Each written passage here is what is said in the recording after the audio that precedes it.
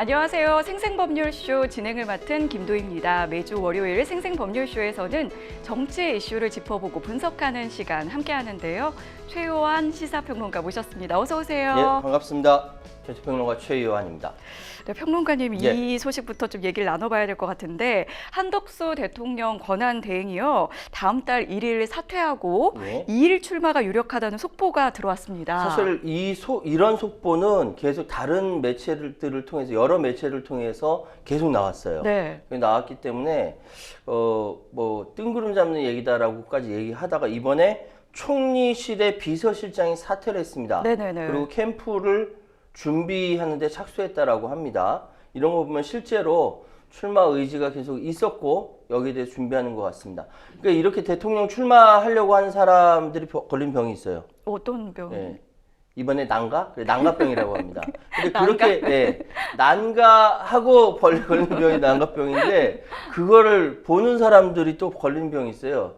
젠가? 아, 젠가. 여러 가지 이야기가 있는데 중요한 것은 우리 국민들이 제대로 살펴보고 명분이 있는가, 제가 그럴 대통령 감이 되는가 하고 찍는 게 중요합니다. 지금부터 유권자들의 시간입니다. 아, 지금부터 유권자들의 시간이라는 이 한마디가 굉장히 좀 강력하게 와닿는데요. 지금 이 방송은 유튜브를 통해서도 실시간으로 함께 방송되고 있습니다. 더불어서 많은 시청 부탁드리겠고요. 유튜브를 통한 소통의 창구도 저희가 열어두겠습니다. 방송 보시다가 궁금하신 내용들 질문으로 올려주시면 저희가 답도 해드리니까요. 많이 참여해 주시기 바랍니다. 여러분은 지금 생생법률쇼와 함께하고 계십니다.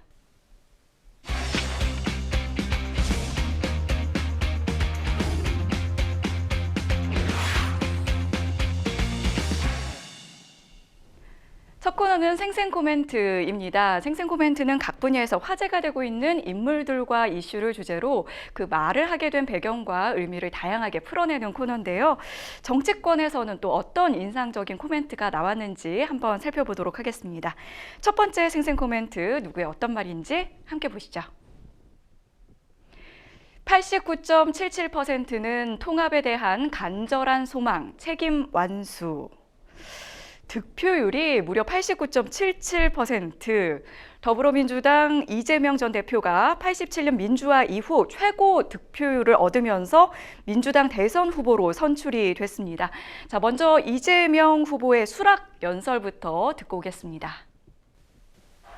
지금 이 순간부터 이재명은 민주당의 후보이자 내란 종식과 위기 극복, 통합과 국민 행복을 갈망하는 모든 국민의 후보입니다. 더 낮은 자세로 정치의 사명이자 대통령의 제1과제인 국민 통합의 책임을 확실하게 완수하겠습니다.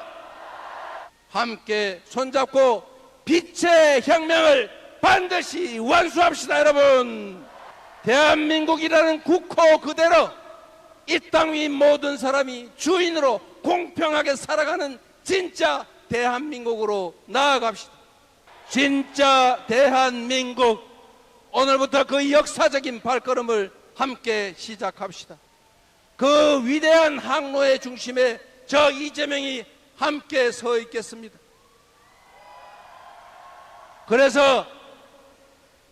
그렇기 때문에 지금은 이재명입니다. 현장 열기가 굉장히 뜨거운 것 같습니다. 이재명 후보의 수락 연설 영상 봤는데요. 이제 주요 키워드가 이제 진짜 대한민국이라는 발언도 많이 했고, 이 통합이라는 단어를 14번을 언급을 했더라고요. 그래서 이제 모든 세력들을 다 아우르겠다 이런 얘기를 했고, 이제 중도층의 좀 표심을 좀 확보하겠다 이런 뜻도 좀 강조를 했는데 수락 연설 어떻게 들으셨나요? 저는 어제 바빠서 못 갔는데요. 킨텍스에 모였던 사람들의 전원에 따르면 이재명의 연설에서 김대중과 노무현의 모습이 보였다라고 이야기하고, 저 연설이 끝나고 나서 사실 영상이 안 나왔는데 이재명 대표가 엎드려 절을 했어요. 아, 절을요? 네, 절을 했는데 거기 모였던 민주당 당원들이 굉장히 많이 울고 막 그랬다라고 합니다. 네. 그러니까 지금 30분 동안 연설을 했고 통합이라는 단어를 14번을 사용했습니다. 그리고 정권 교체, 대선 승리의 의지를 강력하게 피력을 했고요.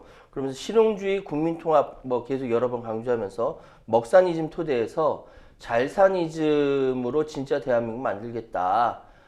그리고 이념과 사상은 국민의 삶 앞에 무의미하다라고 얘기했고, 대통령의 국민통합이 정치의 제1 사명이자 과제다라고 얘기하면서 방금 말씀하셨던 89.77%라는 역사에 없는 압도적 지지로 저를 대통령 후보로 선출해 주신 것은 우리 국민들 모두 다 통합하고 행복을 실현하라는 얘기 아니냐.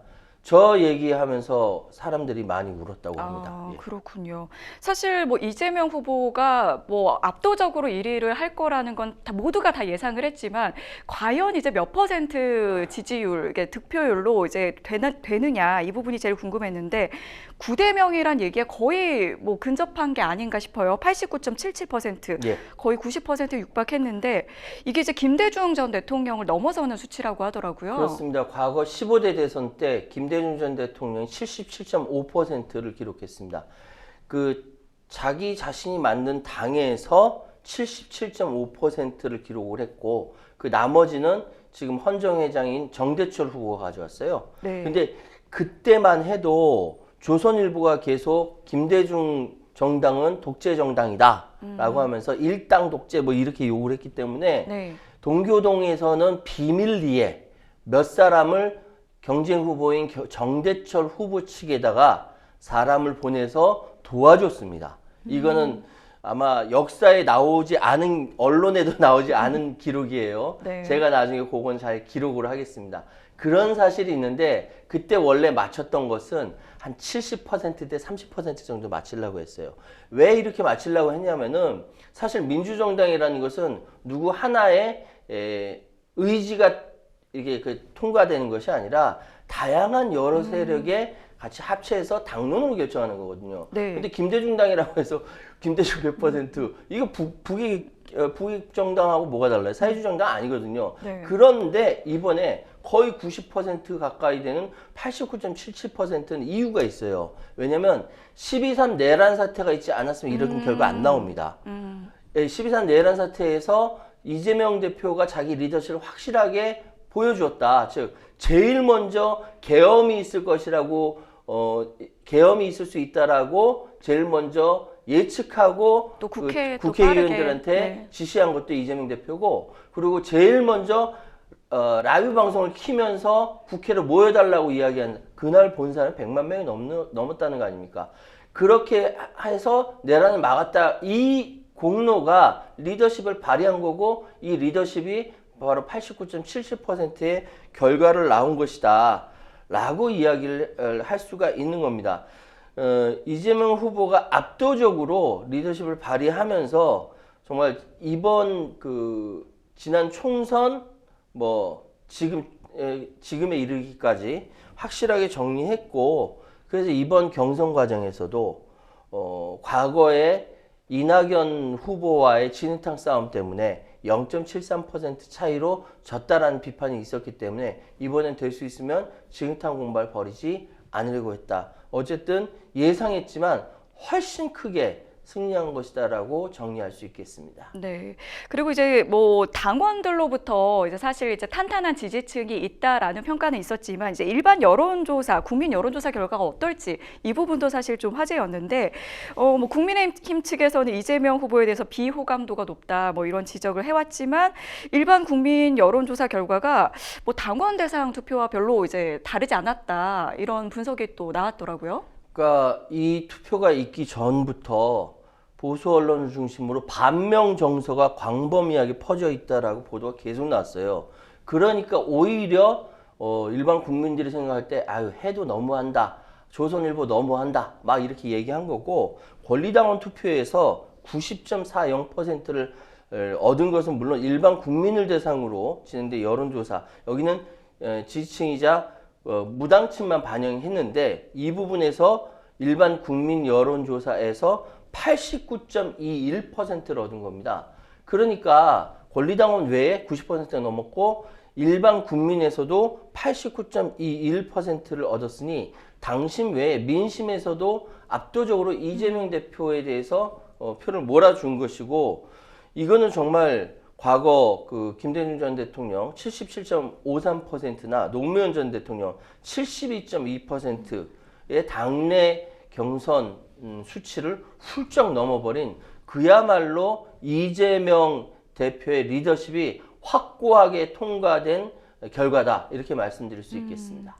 이 4년 전과도 좀 한번 비교를 해보겠습니다. 4년 전에 20대 대선 경선에서는 이재명 후보가 그 당시에 이제 최종 52.29%로 이제 절반을 좀 가까스로 넘는 득표율을 좀 보였는데요. 이번에는 이제 거의 90%란 말이에요. 네.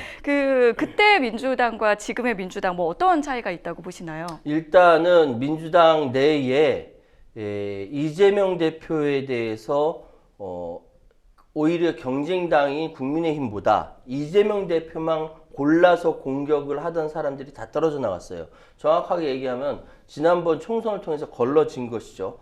4년 내내 이재명은 안 된다, 이재명은 범죄자다라고 하면서 반명 정서를 보수 언론 중심으로 퍼뜨렸고, 이번 대선 경선에서도 이 사실 잘 몰라서 그렇지 반 이재명 정서가 광범위하게 퍼져 있다라고 계속 보수 언론들이 선동질을 했습니다.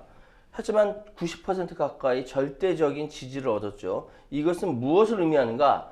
한국의 보수 세력이 파탄을 맞이하게 될 때 그들의 무기는 오로지 반 이재명밖에 없다라는 것이죠. 이걸 바꿔 얘기하면 그야말로 이재명 대세론을 보수 진영이 오히려 만들어줬다. 왜냐하면은 무엇을 반대하기 때문에 내가 존재한다는 건 말이 안 되거든요.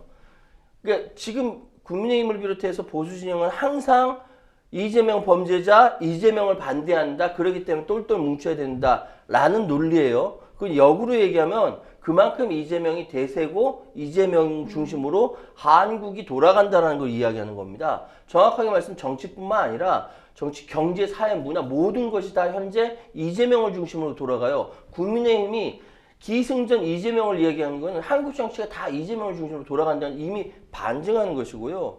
지금 민주당이 당원이 250만 명입니다. 과거 김대중부터 노무현, 문재인에 이르기까지 이렇게 많은 당원을 확보한 적도 없고 사실 전 세계에서 가장 당원이 많거든요. 게다가 무엇보다 내란 사태를 통해서 보수 세력의 민낯을 낱낱이 까발려졌기 때문에 그러면 대한정당, 수권정당 누구냐 그래서 민주당을 자연스럽게 지지하게 되는 것이고, 특히 이번 내란 사태를 진압하는데 혁혁한 공을 세운 이재명 대표에 대해서 당연히 지지가 쏠릴 수밖에 없는 것이죠. 지금 이제 평론가님께서도 이야기를 해주셨는데 이제 워낙 이제 지금 영향력이 이제 상당하다 보니까 이제 그 이재명 일극 체제에 대한 또 비판이라든지 우려도 좀 상당히 나오고 있거든요. 국민의힘에서는 이제 이재명 리스크가 더 짙어졌다 이렇게 평가를 절하하는 그런 이제 논평을 내기도 했는데 이런 일극 체제 이재명 후보에게는 어떻게 좀 작용을 할까요? 이 부분에 대해서는 이제 김동연 후보도 문제 제기를 했지요. 지금 다양성이 생명인 민주주의 사회에서 한 당의 지도자에 대해서 당원이나 국민들이 90% 가까이 지지했다. 이거 사실은 정상이 아닌 겁니다. 그런데 이렇게 정상이 아니게 만든 것은 민주당 내지 국민들 똘똘 뭉치게 만든 원인이 바로 12.3 내란 사태라는 것이죠.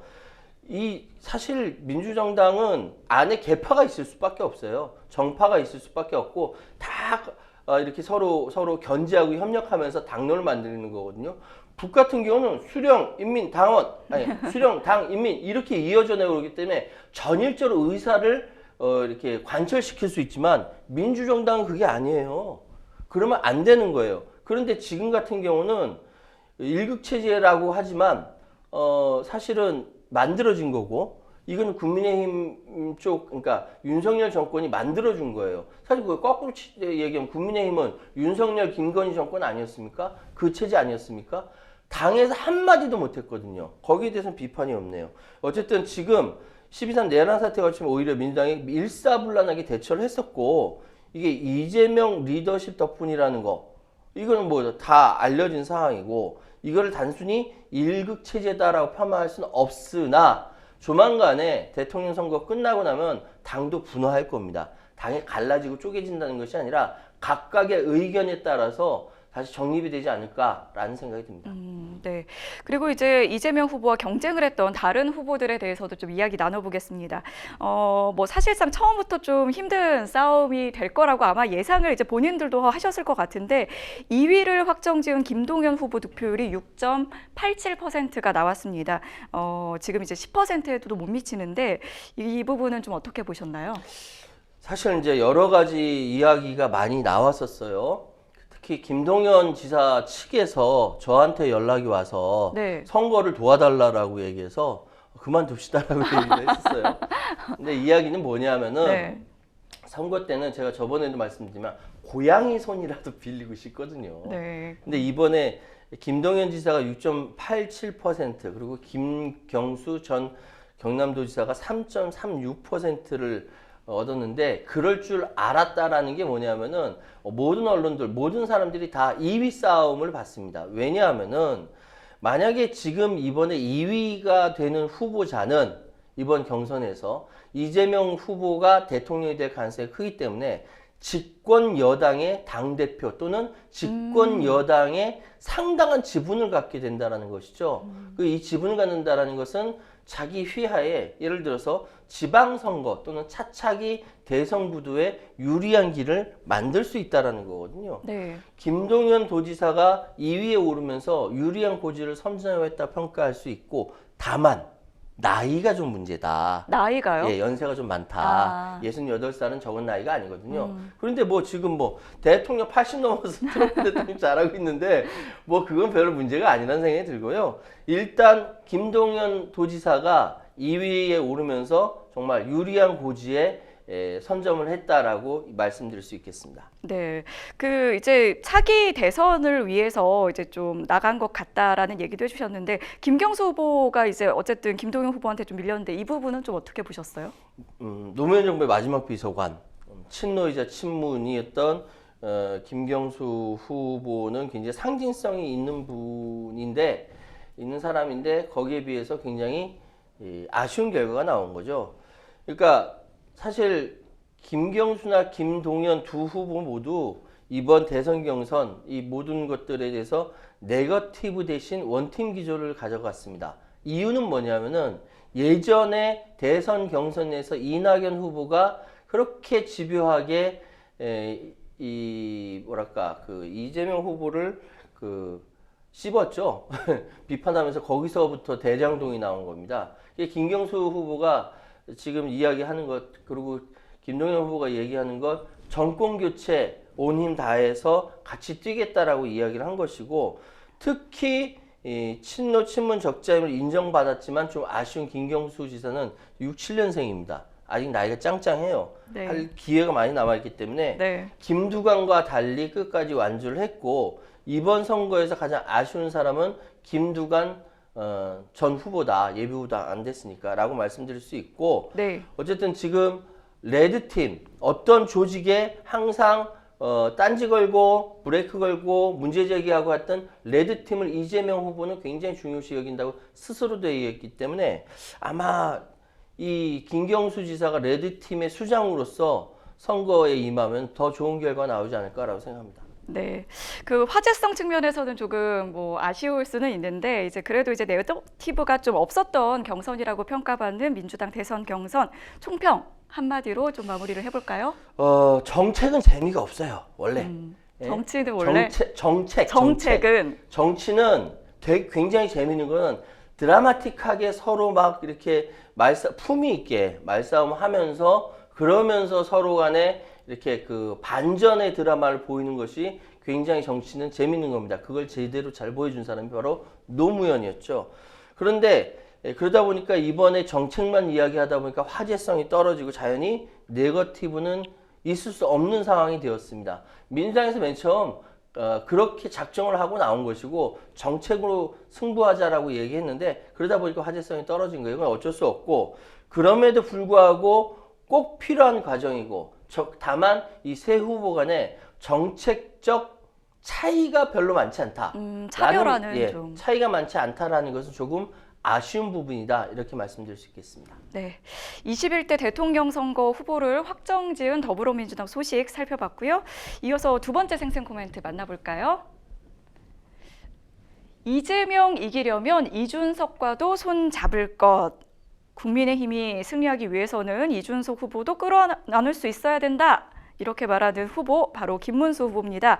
한덕수 대통령 권한대행의 대선 출마가 가시화되면서 국민의힘 예비 후보들이 한 대행과의 신속한 단일화를 이루겠다. 이렇게 이야기를 하는 상황인데요. 김문수 후보는 이준석 후보까지 끌어안는 이른바 빅텐트를 쳐야 한다. 이런 생각인 것 같습니다. 예. 반 이재명을 위해서라면은 이준석뿐만 아니라 그 모든 사람을 다 끌어안겠다라는 그런 입장을, 그런 강한 의지를 피력을 한 것이죠.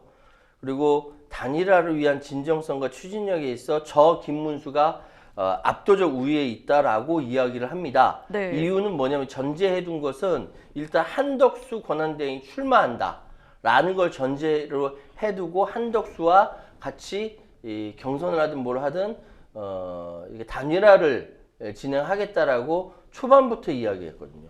그러다 보니까 빅텐트의 단일화 빅텐트의 중심은 자신이다라고 계속 강조한 것이고, 그러면서 끝까지 완주할 가능성이 큰 이준석 개혁신당 대선 후보와 단일화 가능성에 대해서도 최선을 다해서 하나가 돼야만 이재명을 이기고 승산이 있지 않겠느냐라고 이야기를 한 겁니다.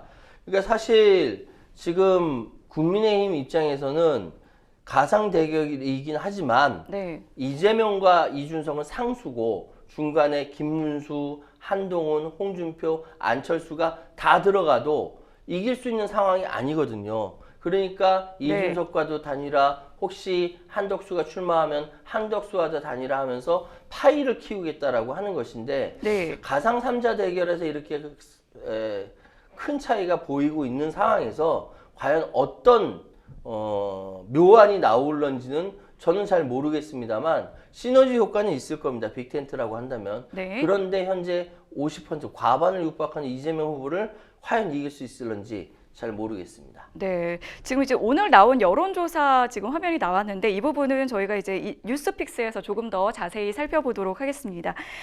이게 이제 그 한겨레 보도에 의하면은 이제 한 권한대행 쪽 관계자가 이제 본인 최종 결심이 이제 관건이긴 하지만 한덕수 권한대행이 출마하지 않기에는 어려운 상황으로 가고 있는 게 사실이다. 이렇게 발언을 했는데 뭐 물론 이제 오늘 이제 속보가 나왔으니까 네. 이제 거의 뭐 기정사실화 됐다라고 봐야겠죠. 한덕수 권한대행 쪽 관계자가 누군지 모르겠으나 네. 아마도 총리실 비서실장 아닐까라는 생각이 듭니다. 왜? 그만뒀잖아요. 네, 오늘 오전에 이제 그 확인됐다는 보도가 나왔죠. 그렇죠. 네. 본인 최종 결심이 관건이지만 출마하지 않기에는 어려운 상황을 하고 있다. 결국은 출마한다라는 것을 이렇게 꽈서 이야기한 겁니다. 출마의 명분 쌓기, 출마의 밑밥 깔기라고 이야기할 수 있고, 왜 출마할까에 대한 이야기는 주변에서 출마해야 된다라고 떠밀려서 결국은 출마하게 되는 것이라고 이야기하는 겁니다.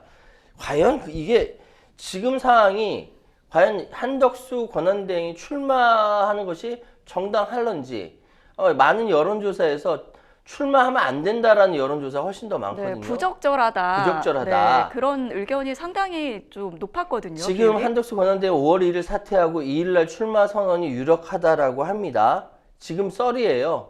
안 될 수도 있어요. 왜냐하면은 오랫동안 공직에 있고 관료 생활을 하던 사람이 출마하지 않고 아웃된 경우가 굉장히 많죠. 첫 번째 고건 전 대통령 권한대행, 네. 그리고 반기문 전 유엔 사무총장, 이번이 세 번째로 한덕수 권한대행입니다. 고건대행 같은 경우는 제가 한마디 말씀드리자면은 네. 제가 정치 컨설팅을 할 때 같이 만나자라고 해서 만났어요. 만났을 때 행정도 예술이다라고 책을 써가지고 사인해서 주시더라고요. 그래서 딱 보니까 행정도 예술이라는 책 제목이었는데 제가 뭐라고 얘기했냐면, 행정은 예술일 수 있는데 정치도 예술일까요? 라고 반문을 했어요. 네. 기분 나빠졌나 봐. 얼굴 빨개지고. 그리고 몇 번 얘기하니까 올해 못 가겠다고 판단했어요. 올해 못 가겠다고 판단하게 된 중도 부분이 낙마할 것이다라고 제가 본 거예요. 어. 그래서 우리 팀들은 다 빠지자는데 주변 난리가 났죠. 지금 지지율이 1인데 막 그때 그래서 안 된다. 이거 아웃될 것이다. 라고 하고 빠졌더니만 그 2007년 1월 17일 날 결국 불출마 선언을 하게 됐죠. 이유는 하나입니다. 지금까지 탄탄대로를 걸어왔던 고건 전 총리가 탄탄대로가 아닌 자기가 길을 만들어야 되는 데서는 소질이 없었던 겁니다. 아, 스스로 개척하는 데는 예. 좀. 탄탄대로는 잘 갈 수 있어요. 그리고 능력 있는 사람은 뭐 포르쉐나 뭐 람보르기니 누구보다 빨리 달릴 수는 있으나 그것이 아니라 자기가 길을 만들고 불도저로 밀고 나가서 길을 만들어서 가야 되는 사람은 과거 관료 출신들이 힘듭니다. 그렇기 때문에 그때 저는 고건 전 총리의 몇 가지 행태를 보면서 안 되겠다, 접자라고 얘기를 했는데 네. 마찬가지로 지금 한덕수 권한대행이 오랫동안 관료 생활을 했던 사람입니다. 그리고 지금 특히 여러 가지 흠이 많아요. 마늘파동부터 여러 가지 많이 있는데 그 중에 12.3 내란 사태에 대해서 경찰에서도 조사하고 있는 상황이기 때문에 결코 쉽지는 않을 것이다. 어쨌든 한겨레 보도에 의하면 한 권한대행 쪽 관계자가 밑밥 깔기, 출마 명분 쌓기를 했다고 하니까 뭐 두고 봐야겠지요. 네. 그런데 이제 오늘 오전에 사실 손현택 비서실장이 사직서를 제출한 것으로 확인됐다는 보도도 나왔고, 또 이제 한덕수 대행이 소수 정예 캠프도 꾸렸다 이런 보도도 나오고 있거든요. 이렇게 정황들이 좀 진짜 출마하는 거 아니야? 이렇게 좀 의심될 만한 상황이거든요. 그러니까 그 여의도에 네. 명당 건물들이 몇 개 있어요. 네네. 거기 명당 건물 뭐 무슨 그 건물들이 네네네. 있는데 여기에 캠프들이 입주를 네, 해요. 네. 입주를 해가지고 여기서부터 대통령 막 이렇게 출마를 하게 된단 말이죠. 네. 그러니까 김대중 전 대통령하고 박근혜 전 대통령이 이 건물에 나중에 같은 건물을 사용했다라고 알려졌어요. 그런데 문제는 뭐냐면 그런 건물을 빌려놓고서도 불출마하는 경우가 굉장히 많습니다. 그렇기 때문에 1일날 그 사퇴하고 2일날 출마 선언할 때까지 지켜봐야 한다. 알 수 없다. 말씀드리겠습니다. 네. 그리고 이제 그 국민의힘 같은 경우에는 지금 이제 그 2명의 후보가 가려지고 나면 이 한덕수 권한대행과의 또 후보 단일화 움직임 얘기가 또 나오고 있는데, 사실 이전에는 이 몇몇 후보들은 좀 선을 딱 그었어요. 그 단일화에 대해서. 네. 그런데 갑자기 좀 지금은 뭐 적극적으로 나왔던 뭐 김문수 후보뿐만 아니라 다른 분들도 조금 이제 입장을 좀 이전과는 좀 달리하는 그런 발언들을 하고 있거든요. 입장들을 보니까요. 네. 김문수 후보는 한덕수 대행이 출마한다면은 즉시 찾아뵙고 신속하고 공정한 단일화를 성사하겠다. 뭐 찾아뵙는다고까지 얘기해요. 네. 안철수 후보 같은 경우는 우리 당 최종 후보와 경선을 통해 결국 최종 단일 후보를 뽑아야 할 것이다라고 좀 건조하게 얘기합니다. 네. 그리고 한동훈 후보 같은 경우는 할 수 있는 모든 분과 통합할 것이다. 뭐 결국 이제 단일화에 대해서 네. 조금 부정적인데 자기는 할 수 있는 모든 분과 통합할 것이다라고 이야기를 하고 있습니다. 맞아요. 그 초반에 저렇게 이제 승부하는 게 자신 없는 사람들이 이런 얘기를 하지 않냐 이렇게 얘기를 했었거든요. 그래요. 그렇게 얘기했고요. 그리고 홍준표 후보는 자신이 최종 후보가 되면 한대행과 단일화 토론을 2번 하고 원샷 국민 경선을 하겠다.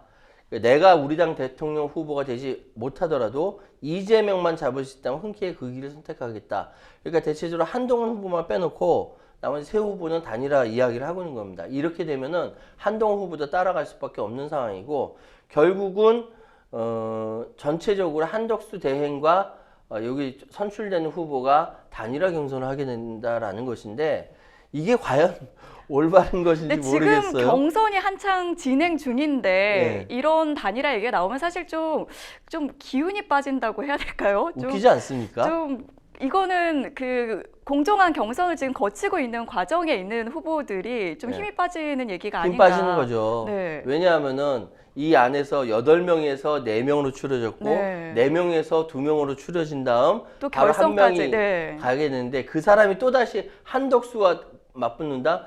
한덕수 만약에 대행은 그냥 직을 사퇴하고 그냥 나오는 거잖아요. 조직이 어떻게 꾸려졌는지도 몰라요. 다만 국민들에게 인지도가 높기 때문에 지지도 비교하면 엇비슷하게 나오고 막 그런 겁니다. 그런데 지금 상황에서 국민의힘 입장에서는 이게 찬물, 더운 물, 뭐 가릴 때가 아니거든요. 할 수 있는 모든 걸 다 시도하는 것이죠. 그만큼 절박한 겁니다. 그런데 선거는 절박하는 데가 이기거든요. 절박한 것은 굉장히 중요한 것입니다.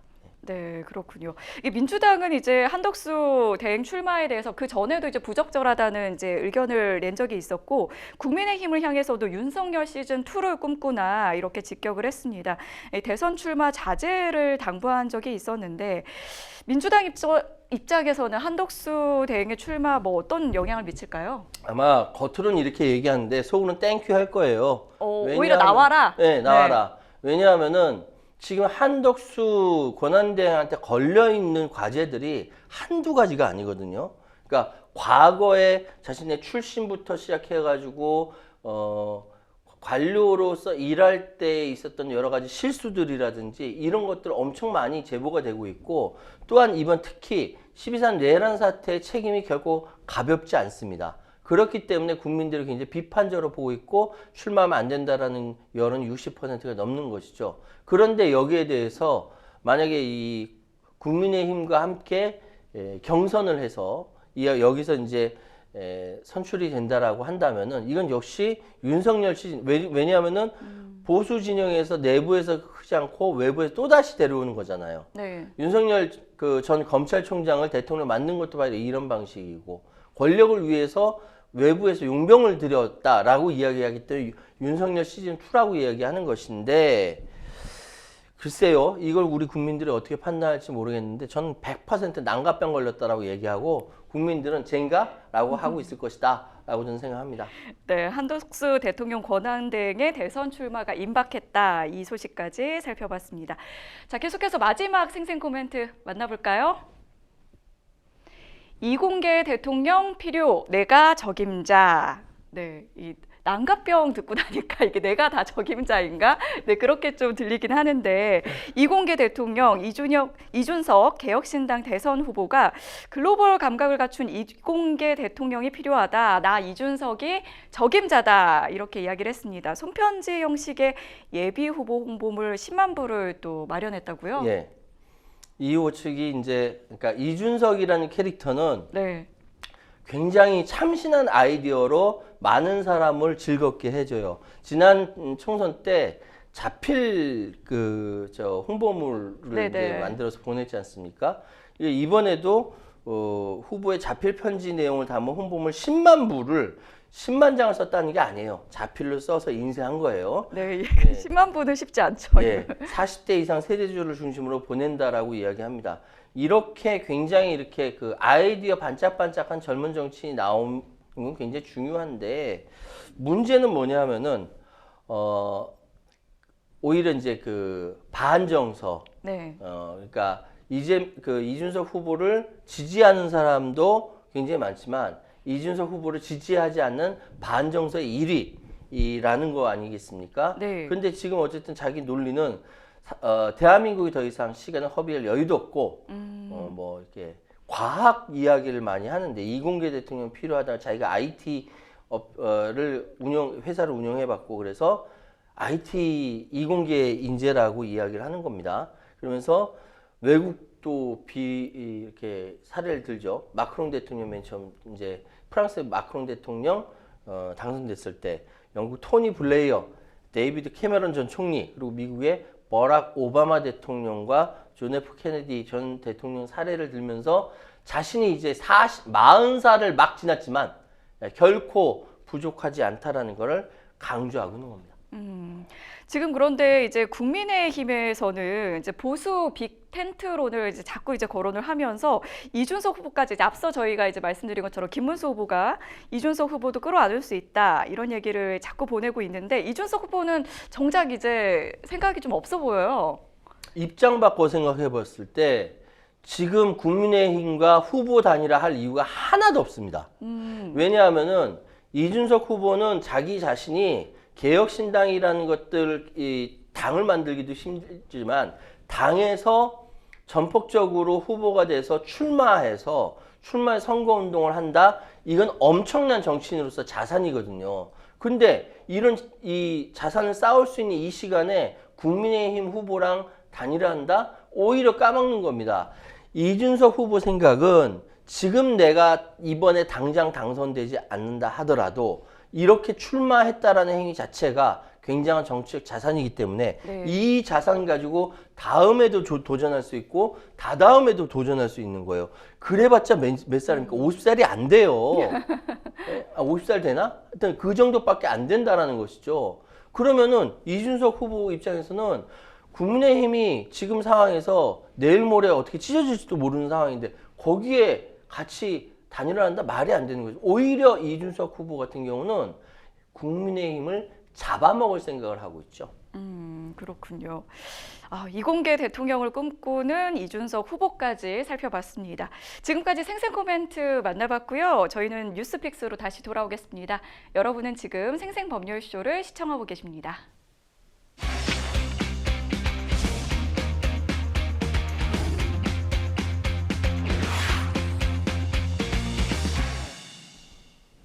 분야별 가장 핫한 소식을 집중 분석해보는 시간 뉴스픽스 시작합니다. 오늘 만나볼 주제는 이재명 대 반명, 6.3 조기 대선 본선 레이스 개막입니다.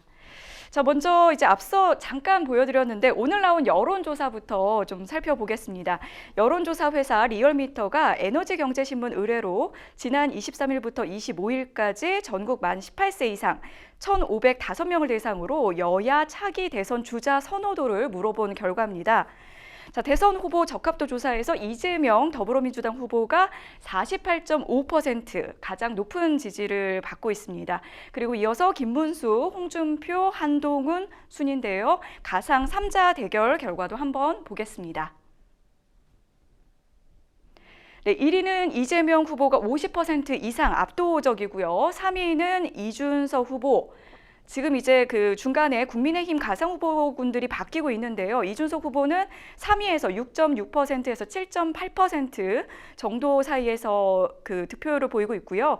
국민의힘 가상 후보군들은 김문수, 홍준표, 한동훈, 안철수 후보가 각각 23.3%에서 10.5% 정도 사이의 득표율을 가져가고 있는 모습 보여주고 있습니다.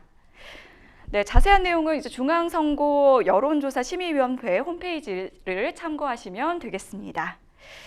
자, 지금 이제 가상 3자 대결 결과까지도 한번 살펴봤는데 역시나 이 민주당 이재명 후보가 지금으로서는 당선될 확률이 가장 큰 후보입니다.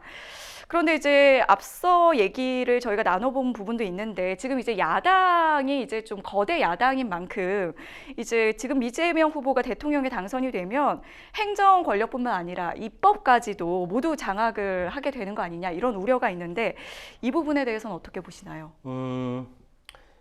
굉장히 우려할 만한 일이에요. 이재명 후보에 대해서 후보라고 얘기하죠. 이재명 후보에 대해서 반대한 사람들 입장에서는 이재명 후보가 대통령으로 당선되면 행정 권력 가져가고 의회의 입법 권력까지 가져가게 된다면 유일하게 남은 게 사법 권력밖에 있지 않느냐라고 이야기하는데 사법 권력도 무릎 꿇을 것이다라고 이야기를 합니다. 그러면서 이재명 대표가 독재를 할 것이다라고 이야기를 합니다.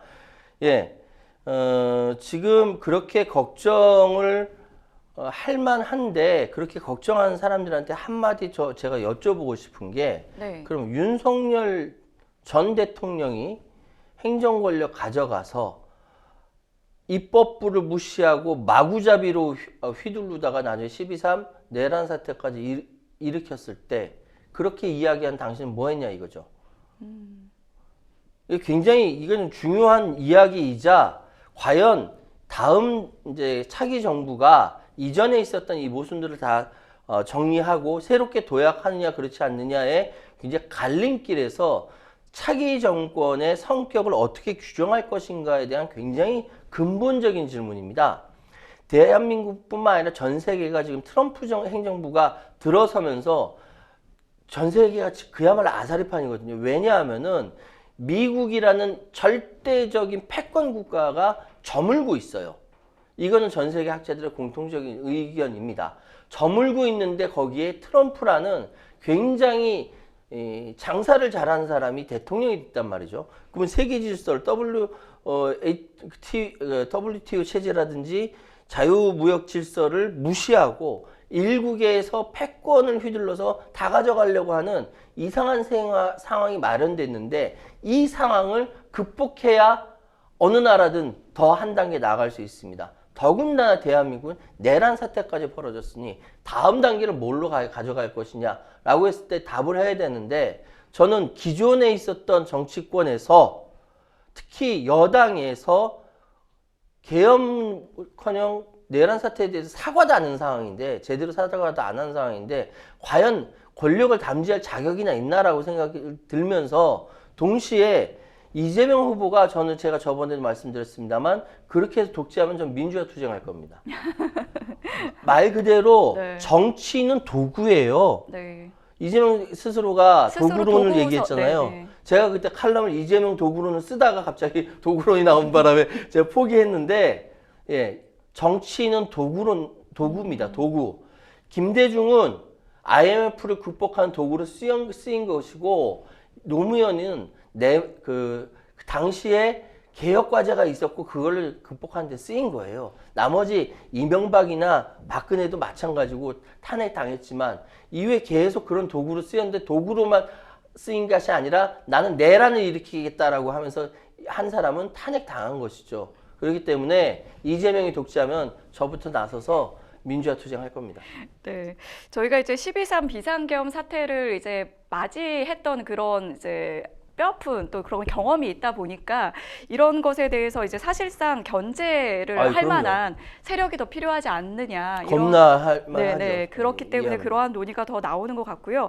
지금 이재명 후보에게는 사실 이제 그 사법 리스크라고 불리는 사법 이슈가 또 이제 넘어야 할 산인데 지난주에 이제 대법원이 선거법 위반 사건을 전원합의체에 회부하면서 이례적으로 굉장히 좀 빠른 심리에 들어갔습니다. 이걸 두고도 좀 뭐 사법부가 정치 개입을 하는 것이냐 아니면 633 기본 원칙은 지켜줘야 한다 이렇게 좀 의견이 분분한 것 같은데 여기에 대해서는 어떻게 보시나요? 그러니까 조희대 대법원장이 633 원칙을 이야기했고 633 원칙을 지키겠다라고 한 것은 뭐 당연한 거라고 생각을 합니다. 지금까지 그것이 비정상적으로 이루어지지 않았으니까. 그런데 제가 이 부분에 대해서 한마디 말씀드릴 것은 뭐냐면은 왜 지금 조희대 대법원장의 직권으로 소위 얘기해서 전원합의체에 이재명 후보의 공직선거법을 회부했을까에 대한 근본적인 질문입니다. 자, 보십시오.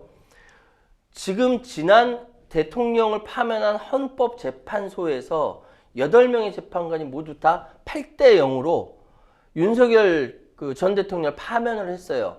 파면하면서 특히 문영배 뭐라고 해야 됩니까? 재판관에 대한 미담이 전해지면서 넷플릭스에 나오고 있는 뭐 어른 김장하 다큐멘터리까지 인기를 얻으면서 헌재 위상이 어마어마하게 올라갔어요. 그런데 늘 있었던 이야기가 헌재와 헌법재판소와 경쟁이 되는 대법원은 대법원은 이거에 대해서 자존심 상하거든요. 왜냐하면은 이 법원인데 대법원이야. 제일 크다는 것이죠. 그런데 지금 헌재 위상이 저렇게 올라간 상황에서 대법원이 자기 이슈를 가져가야 되는데 뭘로 가져갈까 해서 저는 조희대 대법관이 전원합의체 회부하는 걸로 가져갔다라고 하면서 자기 존재감을 드러냈다. 첫 번째 하나. 네. 두 번째는 뭐냐 하면은 지금 대법관들이 윤석열 대통령을 통해서 임명된 사람들도 많고 그리고 이전에 있었던 문재인 대통령 임명한 사람도 있지만 대부분 다 뭐 법관으로서 최고 명예직을 가진 사람들이잖아요. 근데 자기를 아무리 윤석열 대통령이 임명했다 하더라도 이미 파면된 대통령이고 국민으로부터 거부당한 대통령인데 그 명령을 받아서 이재명 유죄를 때리려고 전원합의체에 회부를 했을까? 그걸 하려고 아니라고 봅니다. 왜냐하면은 자기 존재감을 드러내면서 동시에 대법원은 앞으로 신정부가 들어서면 신정부에 대해서 요구할 것이 굉장히 많아요. 그럼 거기에 대해서 자기 존재감과 함께 새로운 대통령에 대해서 이야기할 만한 부분들이 근거를 마련해 놔야 돼요. 그렇기 때문에 굳이 윤석열 대통령이 임명했다라고 해서 법관들이 윤석열의 명을 받들어서 이재명 아웃시킨다? 그 아웃시키기 위해서 전원합의체 했다? 그건 아니라는 거라고 보이고 오히려 네. 이 사람들이 이재명 꽃길 만들어 주려고 하는 거 아니야라는 생각이 두 번째 드는 겁니다. 그 세 번째로는 뭐니 해도 대한민국은 법치국가입니다. 인치국가가 아니에요. 법에 따라서 억울한 사람 없이 공평하게 진행하는 것인데 지금 1심에서 어이없는 결과 나오고 2심에서 무죄로 뒤집어졌는데 그거를 3심격인 전원합의체에서 뭐 법률심. 네, 법률심에서 형량까지 지정해서 다시 때린다. 그건 말이 안 되는 거예요. 이 정황을 봤을 때 이재명 후보의 사법 리스크가 사실상 해소되는 결과를 나올 것이다. 오히려 빨리 털고 예. 갈 수도 그래야 있다. 그 다음 정권이 나갈 때 아무 시비 걸지 않고 국정을 운영할 수 있기 때문이다 라고 저는 해석합니다. 네. 자, 한창 이제 경선을 치르고 있는 국민의힘 이야기로 이제 바로 넘어가 보도록 하겠습니다. 이제 어제부터 오늘까지 지금 2차 경선 투표를 진행하고 있고요. 이제 2차 경선에서 이제 과반을 득표한 후보가 있으면은 이제 바로 이제 최종 후보로 확정이 되는 건데 일단은 지금 김문수, 안철수, 한동훈, 홍준표 중에서 과반 득표 후보 어떻게 나올까요? 과반 득표할 후보가 없어요. 과반은 나오기 좀 힘들 것 득표할 같다. 후보가 없어요. 그래서 결국은 근데 그 왜 네. 없냐면은 지금 국민의힘이라는 정당에서 내놓은 후보들끼리 서로 토론하는 토론의 수준을 보십시오. 이게 과연 정책 경쟁인지 네. 아니면 상대방 인신 공격만 주로 있는지 저는 이거 보면서 굉장히 실망했거든요. 네. 왜 가발 얘기를 하고 키높이 왜 키높이 구두를 얘기 얘기 나오고. 그게 국가 운영하고 무슨 상관입니까? 이게 홍준표 후보에게만 이야기하는 거 아니에요. 이재명 후보의 그러니까 경쟁당에 대해서 정책을 이야기를 해야 되는데 계속적으로 이야기하고 있는 게 범죄자 이재명이라고 했는데 알고 보니까 김문수 후보는 더 많네? 이거 어쩌라는 겁니까? 그렇기 때문에 후보자들의 토론의 수준이 떨어진다고 해서 국민들이 제대로 투표할 것 같지 않은 당원들이 실망할 것 같고 그래 그 실망한 사람들이 한덕수를 지지하는 것 같고 그래서 과반을 통과하기 어렵다라는 생각이 드네요. 그래도 어쨌든 만약에 과반이 없으면은 이제 그 다음 달 3일에 이제 최종 후보를 또 이렇게 확정을 하게 되는데 최종 2명에는 이제 좀 누가 올라갈 거라고 보시나요? 그러니까 이제 가장 어려운 질문이 바로 이런 이 두 질문이에요. 예측하는 거. 지난번 저 여기 방송에서 그 4명 뽑을 때 네. 안철수 대신 저 나경원 얘기했다가 틀려서 엄청 당황했거든요. 지금 약간 좀 위축되신 건가요? 위축되죠, 당연히. 네. 제가 무슨 저 돗자리 깔아야 되는 사람도 아니고. 그런데 지금 현재 토론회나 여론조사 결과를 봤을 때 대체적으로 아까 여론조사 봤을 때 한동훈 후보가 이 안철수 후보의 표를 흡수하는 경향이 나타나요. 아. 3자 대면 할 때. 네. 그러면은 그 한동훈 후보가 찬탄 후보로서의 대표성을 가진다고 한다면 반탄 후보로서의 대표성을 과연 김문수가 가져가겠느냐. 김문수 후보가 하락세를 지금 면치 못하고 있기 때문에 오히려 뒤집어서 홍준표 후보가 가져갈 가능성이 크다. 그러면은 현재 김문수 후보가 떨어지고 안철수 후보가 떨어지고 나머지 두 사람이 홍준표와 한동훈이 되지 않겠느냐라고 저는 조심스럽게 예측을 합니다만 네. 이것은 어디까지나 예측은 예측일 뿐 단언할 수는 없다. 이거 다만 제가 그러니까 좀 후보자들 이재명 후보까지 포함해서 다른 출마하는 후보자들까지 포함해서 다 말씀드리고자 하는 것은 지금 상황은 대단히 비상 상황이고 정책적으로 어떻게 이 어려움을 극복할 것인 비전을 제시하는 것이 중요합니다. 그 비전을 제대로 제시한 사람들이 국민의 마음을 움직일 것이라고 생각하고 우리 유권자 여러분들도 과거 어떤 행보를 걸어왔는지 잘 판단하시고 정책을 기준으로 모두 다 정책 본다고 하지만 사실 정책 봅니까? 그렇지 않잖아요. 좀 더 꼼꼼하게 살피고 찍는 유권자의 지혜를 네. 발휘하시기 바랍니다. 네, 어느덧 마칠 시간 다 됐는데요. 오늘 함께해 주신 최요한 평론가님 네, 고맙습니다. 감사합니다. 네, 저희가 준비한 소식은 여기까지입니다. 끝까지 시청해 주신 여러분 진심으로 고맙습니다.